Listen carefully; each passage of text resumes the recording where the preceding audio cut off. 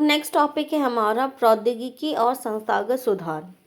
यानी कि भारत में कृषि से संबंधित कौन कौन से सुधार किए गए हैं टेक्नोलॉजी में और संस्थागत मतलब इंफ्रास्ट्रक्चर में, ताकि जो कृषि में जो उत्पादन है अ, उसमें वृद्धि हो, और जो कृषि की जो स्थिति है उसमें सुधार हो, और जो किसानों की स्थिति है उनमें भी सुधार हो। ठीक है, तो ये हम अब इस टॉपिक में हम पढ़ने वाले हैं।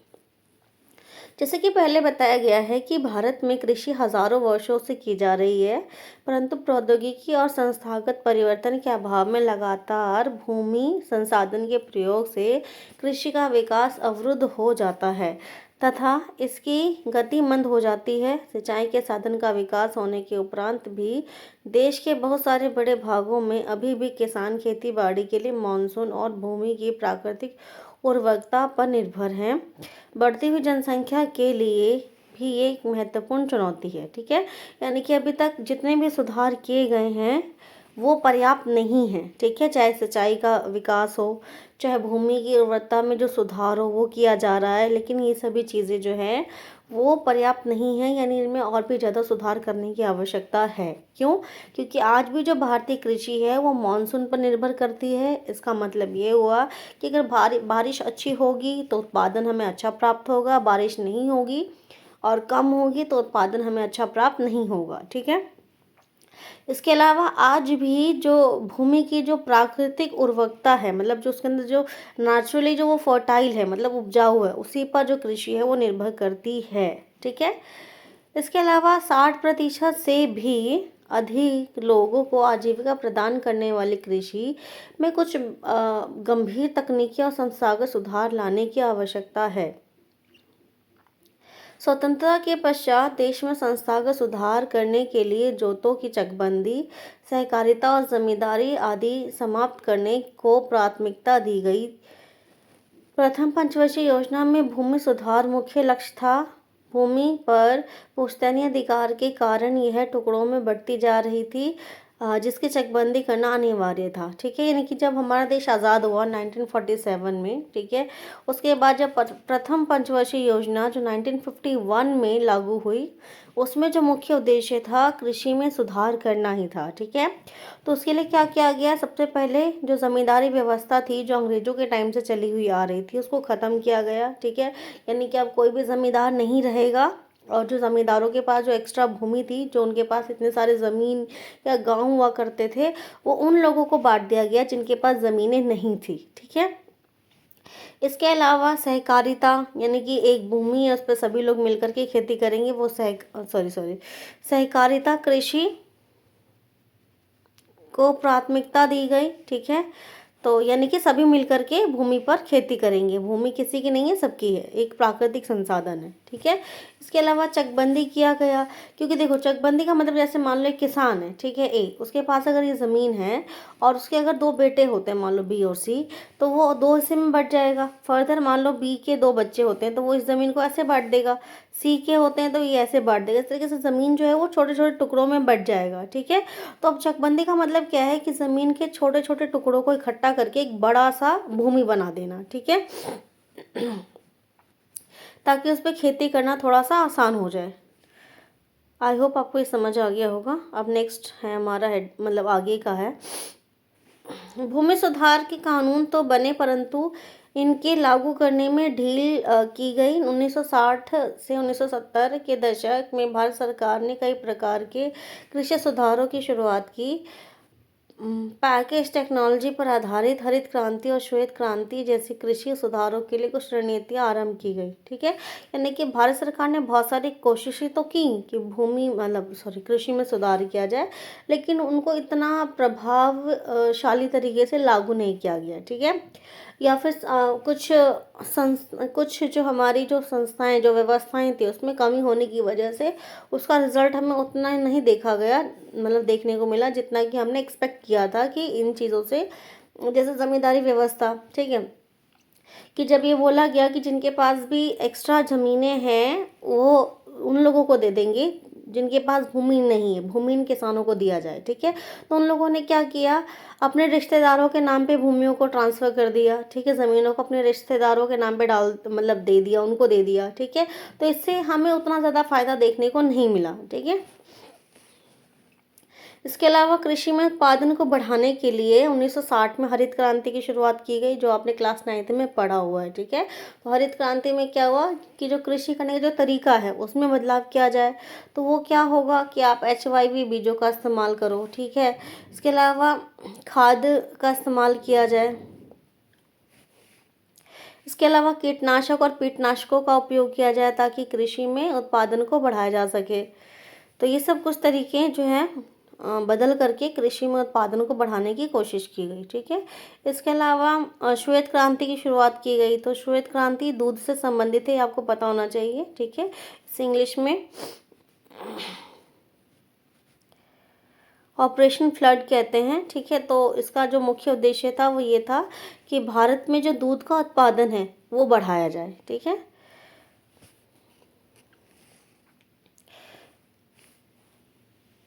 परंतु इसके कारण विकास कुछ क्षेत्रों तक ही सीमित रह गए। ठीक है, तो ये सब जितना भी श्वेत क्रांति या हरित क्रांति की जो शुरुआत की गई, इसके कारण जो प्रभाव देखे गए वो केवल कुछ क्षेत्रों में देखे गए। इसका जो लाभ है वो भारत में मतलब पूर्ण भारत में नहीं देखा गया, मतलब पूरे भारत में इसका हम प्रभाव नहीं देख पाए।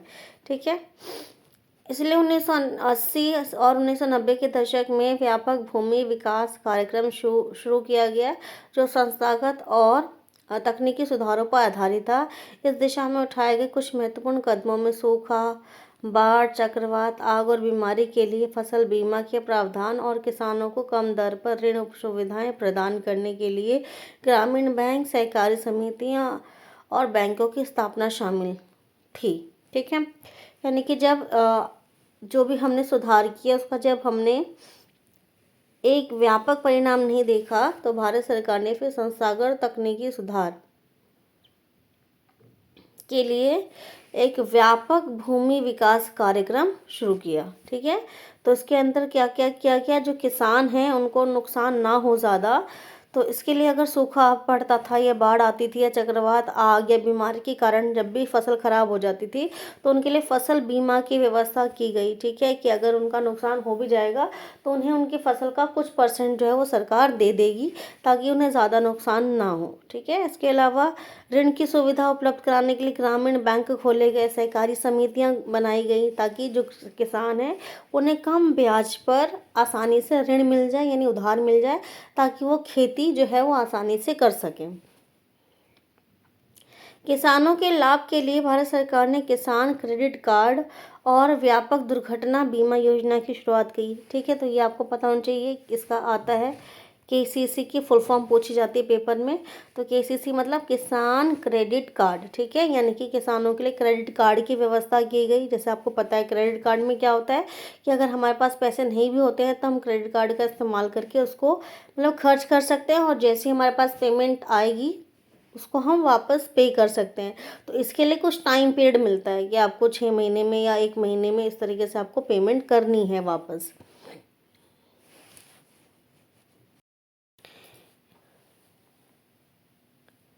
इसके अलावा आकाशवाणी और दूरदर्शन पर किसानों के लिए मौसम की जानकारी के बुलेटिन और कृषि कार्यक्रम प्रसारित किए जाते हैं। किसानों को बिचौलियों और दलालों के शोषण से बचाने के लिए न्यूनतम सहायता मूल्य और कुछ महत्वपूर्ण फसल के लाभदायक खरीद मूल्यों की सरकार घोषणा करती है। ठीक है, यानी सरकार ने क्या क्या स्टेप लिया है कि किसानों को मौसम की सही जानकारी मिल सके। इसके लिए आकाशवाणी एक रेडियो चैनल है, उसकी शुरुआत की है, और दूरदर्शन पर मौसम से संबंधित जो भी जानकारियां हैं और कृषि के अलग अलग कार्यक्रम जिसमें कि मिट्टी की जानकारी, फसलों की जानकारी, ये सब चीज़ें जो है वो किसानों के लिए प्रसारित की जाती है। ठीक है, इसके अलावा न्यूनतम सहायता मूल्य ये पेपर में आता है आपका, इसको MSP बोलते हैं, पूछा जाता है MSP क्या होता है। ठीक है, यानी कि न्यूनतम सहायता मूल्य आपको याद रखना है। तो ये क्या है, एक मिनिमम रेट होता है जो सरकार डिक्लेयर करती है कि गेहूँ, चावल, दालें जो है वो सरकार जो है वो किस कीमत पर खरीदेगी, ठीक है, यानी कि जो मिनिमम प्राइस है मार्केट में वो कितना होना चाहिए, ताकि किसानों को इतनी जानकारी मिल जाए कि उन्हें जो फसल है वो किस रेट पर बेचना है, ठीक है। अगर उससे कम मिलेगा तो वो नहीं बेचेंगे, अगर उससे ज़्यादा मिले तो कोई दिक्कत वाली बात नहीं, लेकिन मिनिमम उतना मिलना ही चाहिए, ठीक है।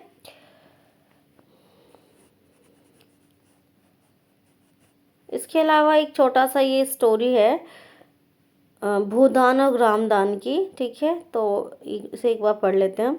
महात्मा गांधी ने विनोबा भावे जिन्होंने उनके सत्याग्रह में सबसे निष्ठावान सत्याग्रही की तरह भाग लिया था, को अपना आध्यात्मिक उत्तराधिकारी घोषित किया था।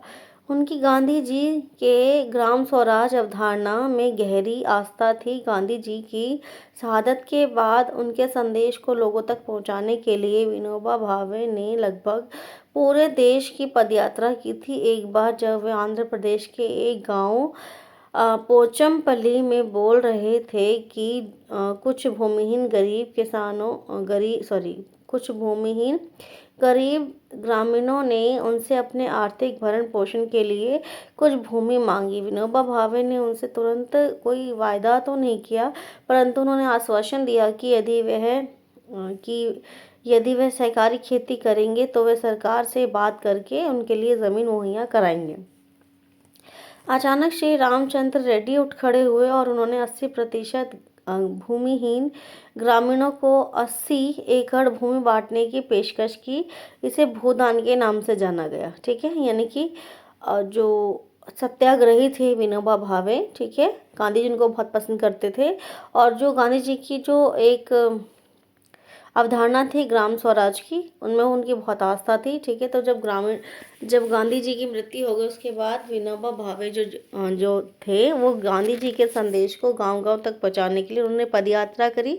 उसी के दौरान जो है जब किसानों ने उनसे ज़मीन मांगी, ऐसे किसान जो भूमिहीन किसान थे जिनके पास अपनी खुद की कोई ज़मीन नहीं थी, उन्होंने जब बोला कि हमें आप ज़मीन मुहैया कराइए खेती के लिए, तो उन्होंने ये वादा किया था कि सरकार से इसके बारे में वो बात करेंगे, ठीक है। इसी बीच में जो श्री रामचंद्र रेड्डी थे उन्होंने 80 एकड़ जो अपनी ज़मीन थी वो भूमिहीन किसानों को बांट दी, ठीक है, जिसे कि भूदान के नाम से जाना गया। इसके अलावा अगर हम ग्राम दान की बात करें तो जो ज़मींदार थे जिनके पास बहुत सारे गांव थे, उन्होंने क्या किया, गांव का दान किया, जिसे ग्राम दान के नाम से जाना गया, ठीक है। विनोबा भावे द्वारा शुरू किए गए इस भूदान ग्रामदान आंदोलन को रक्तहीन क्रांति के नाम से जाना गया, तो ये आपको पता होना चाहिए।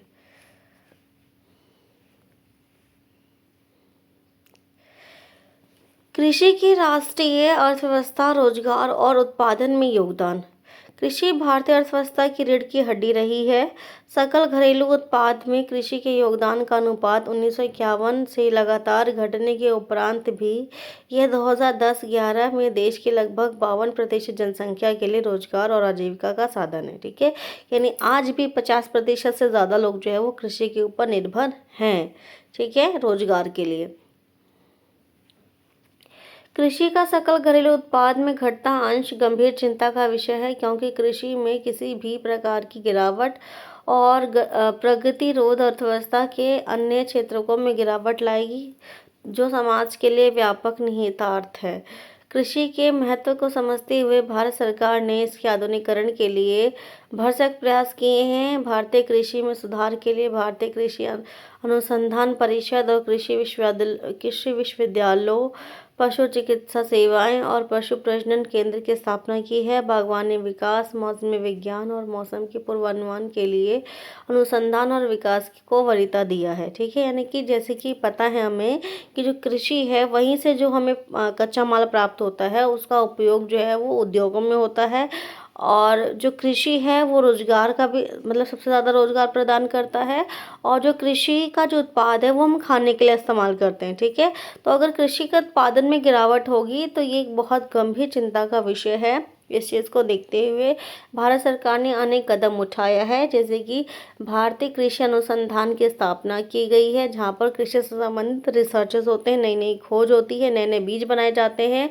कृषि विश्वविद्यालयों की स्थापना की है, ठीक है। पशु चिकित्सा सेवाएं शुरू करी है, पशु प्रजनन केंद्र की स्थापना करी है। मौसम विज्ञान और मौसम पूर्वानुमान के लिए अनुसंधान की व्यवस्था की है। ठीक है, तो ये सब भारत सरकार द्वारा क्या किया वो सभी कदम हैं जो कि कृषि के विकास में एक महत्वपूर्ण भूमिका निभा रहा है। अब नेक्स्ट टॉपिक है हमारा वैश्वीकरण पर कृषि का प्रभाव। ठीक है, तो वैश्वीकरण का टॉपिक आपका है प्रॉपर इकोनॉमिक्स में एक चैप्टर है जो भी हम करेंगे। तो पहले हम ये समझते हैं कि वैश्वीकरण होता क्या है। ठीक है, तो वैश्वीकरण एक ऐसी प्रक्रिया है जिसमें कि विभिन्न देशों के साथ जो संबंध है वो और मजबूत हो जाते हैं। ठीक है, मतलब जैसे एक देश है उसमें बाहर के देशों का सामान मतलब बेचा जाएगा और इस देश का सामान भी बाहर के देशों में बेचा जाएगा। ठीक है, तो इस प्रक्रिया को ये वैश्वीकरण कहा जाता है अगर हम नॉर्मल भाषा में समझे तो। ठीक है, तो वैश्वीकरण की अगर हम बात करें तो वैश्वीकरण कोई नई परिघटना नहीं है। ठीक है, कोई नई घटना नहीं है। उपनिवेश काल में भी यह स्थिति मौजूद थी। 19वीं शताब्दी में जब यूरोपीय व्यापारी भारत आए थे तो उस समय भी भारतीय मसाले विश्व के विभिन्न देशों में निर्यात किए जाते थे और दक्षिण भारत में किसानों को इन फसलों को उगाने के लिए प्रोत्साहित किया जाता था। आज भी गर्म मसाले भारत से निर्यात किए जाने वाली मुख्य वस्तुओं में शामिल है। ब्रिटिश काल में अंग्रेज व्यापारी भारत के कपास क्षेत्रों की ओर आकर्षित हुए और भारतीय कपास को ब्रिटेन में सूती वस्त्र उद्योग के लिए कच्चे माल के रूप में निर्यात किया गया। मैनचेस्टर और लिवरपूल में सूती वस्त्र उद्योग भारत में पैदा होने वाली उत्तम किस्म की कपास की उपलब्धता पर फली फूली। आपने 1917 में बिहार में हुए चंपारण आंदोलन के बारे में पढ़ा होगा। इसकी शुरुआत इसलिए हुई थी कि इस क्षेत्र के किसानों पर नील की खेती के लिए दबाव डाला गया था।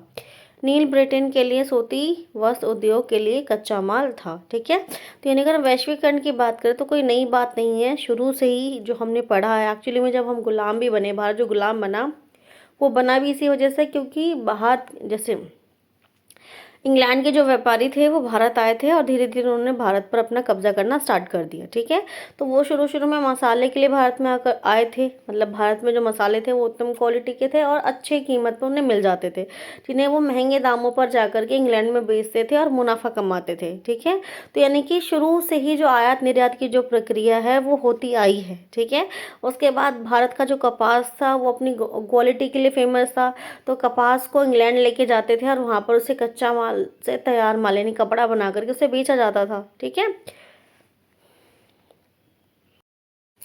किसान इसलिए भड़के क्योंकि उन्हें अपने उपभोग के लिए अनाज उगाने से मना किया था और 1990 के बाद वैश्वीकरण के तहत भारतीय किसानों को कई नई चुनौतियों का सामना करना पड़ रहा है।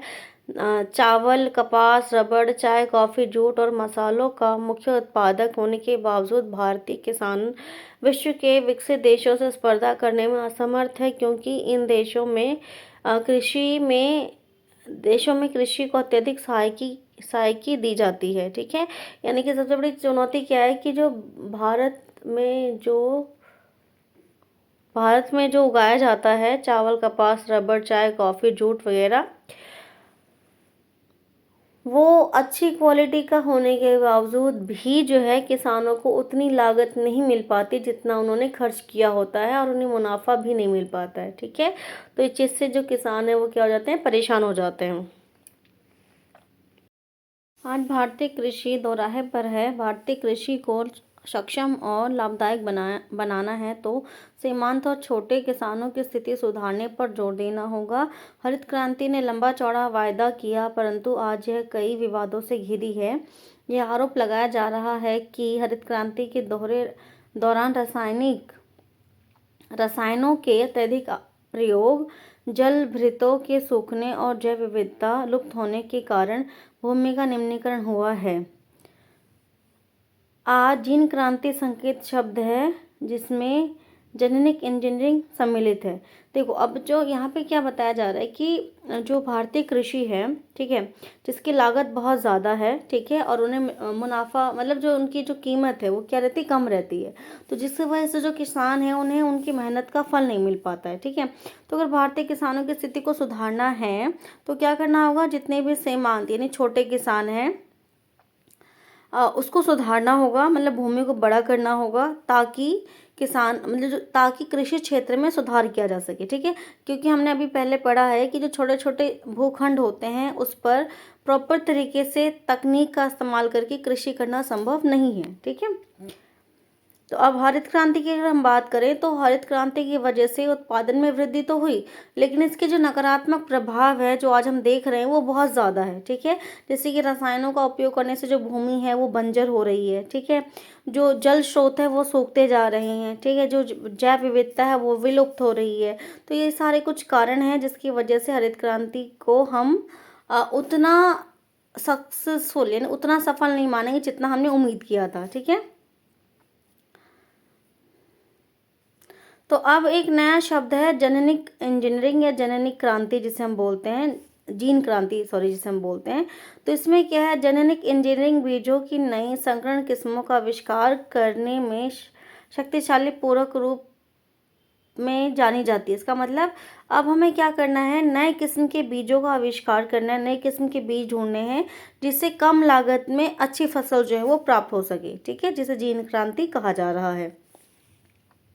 इसके अलावा यदि हम बात करें, वास्तव में कार्बनिक कृषि का आज अधिक प्रचलन है क्योंकि यह उर्वरकों और कीटनाशकों जैसे कारखानों में निर्मित रसायनों के बिना की जाती है, इसलिए पर्यावरण पर इसका प्रभाव नकारात्मक होता है, ठीक है। यानी कि आजकल जो नया टर्म हम यूज़ कर रहे हैं वो हम कार्बनिक कृषि की बात कर रहे हैं, जिसे हम ऑर्गेनिक फार्मिंग बोलते हैं इंग्लिश में। तो ये क्या है, एक ऐसी विधि कृषि की जिसमें रसायनों का उपयोग ना करके प्राकृतिक तरीके से खेती की जाती है, उसी को कार्बनिक कृषि या फिर ऑर्गेनिक फार्मिंग कहते हैं, ठीक है। जैसे कि उर्वरक के स्थान पे खाद का इस्तेमाल किया जाए, ठीक है। तो खाद तो जैसे पता है कि खेतों में ही बनाया जाता है, तैयार किया जाता है। कीटनाशकों का इस्तेमाल करने की जगह प्राकृतिक तरीके से प्राकृतिक चीज़ों का इस्तेमाल करके कीटनाशक तैयार किया जाए, जिससे फसलों पर और मिट्टी पर और जल स्रोतों पर इसका कोई प्रभाव नकारात्मक ना हो, ठीक है। कुछ अर्थशास्त्रियों का यह भी मानना है कि बढ़ती जनसंख्या के कारण घटते आकार के जोतों पर यदि खाद्यान्नों की खेती की खाद्यान्नों की खेती ही होती रही तो भारतीय किसानों का भविष्य अंधकार में है। भारत में लगभग 83.3 करोड़ लोग लगभग 25 करोड़ हेक्टेयर भूमि पर निर्भर है। इस प्रकार एक व्यक्ति के हिस्से में औसतन आधा हेक्टेयर से भी कम कृषि भूमि आती है। भारतीय किसानों को शास्यवर्तन करना चाहिए, खाद्यान्नों के स्थान पर कीमती फसलें उगानी चाहिए जिससे आमदनी अधिक होगी और इसके साथ ही पर्यावरण निम्नीकरण में भी कमी आएगी, ठीक है। यानी केवल खाद्यान्नों का ही खेती नहीं करना चाहिए, उन चीज़ों का खेती भी करना चाहिए जिसके बाजार में कीमत क्या है, अधिक है, ठीक है।